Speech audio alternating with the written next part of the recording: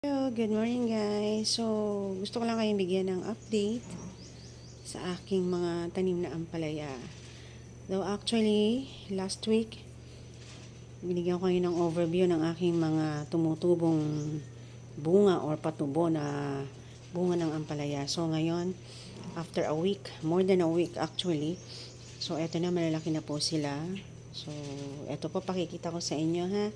Nakakatuwa po kasi siguro mga 1 linggo pa more bago ko sila anihin at mailuto na, malagyan lang ng itlog, masarap na.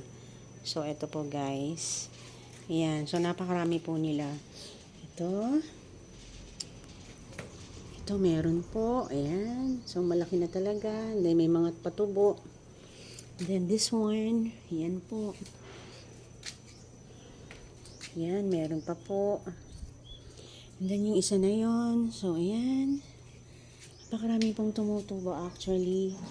So ito, meron ako na-discover na isa pa, ayan.